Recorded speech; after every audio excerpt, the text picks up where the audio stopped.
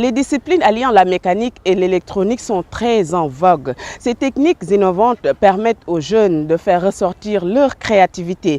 Dans ce lot, de jeunes filles déterminées et ambitieuses se distinguent. Leurs réactions sont recueillies par Aïda Fall. L'électrotechnique, c'est une branche qui étudie l'électricité, les machines électriques.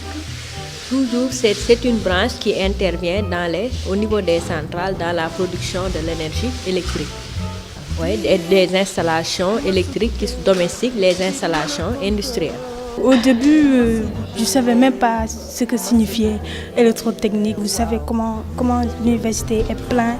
Donc je me dis que je n'ai pas d'avenir là-bas. Il y a câblage domestique, on utilise des marteaux et ce n'est pas des trucs de filles. Et câblage industriel, mais à force de faire des exercices, de poser des questions, on s'habitue petit à petit.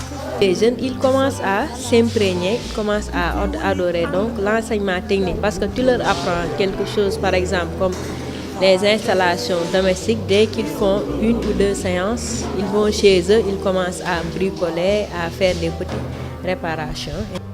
Parce que j'ai choisi ce métier parce que depuis toute petite, j'ai aimé ce qui est en rapport avec l'industrie à cause de mon grand-père et de mon père. C'est pour cela que j'ai choisi de suivre cette formation. Si tu n'es pas passionné de cette matière, non, vraiment, tu peux pas. Parce que vraiment, il faut travailler avec la main et l'esprit surtout. Vraiment, il faut être passionné parce que si tu n'es pas outillé, comme un de nos profs qui le dit, outillé et huilé, tu peux pas faire ça, vraiment. J'appelle les jeunes à venir massivement. C'est bien que c'est bon l'enseignement général. Maintenant, comme on voit, tout le monde ne peut pas aller déjà à l'université. Donc moi, j'appelle les jeunes massivement à venir dans l'enseignement professionnel. Donc tu vois, c'est pas difficile. Quelqu'un qui s'y met, il peut réussir dans l'enseignement technique professionnel. Même si après la formation, on n'est pas recruté dans les entreprises, on peut créer notre propre entreprise.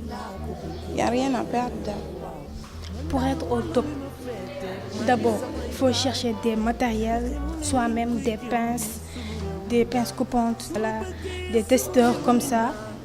Aussi, comprendre les schémas, dessiner les schémas, comprendre, savoir où le fil là, où il va atterrir.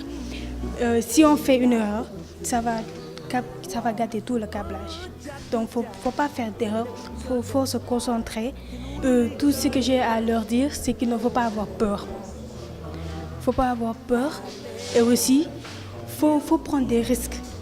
Parce que, comme par exemple moi, si j'avais peur, au début, c'est vrai, au début, en électrotechnique, quand on te dit ça, je dis waouh. Au fur et à mesure, on s'adapte et on voit que ce n'est rien, c'est juste faire des exercices et comprendre, avoir une bonne compréhension. Pour l'émergence du Sénégal, il faut beaucoup plus de filles en technique.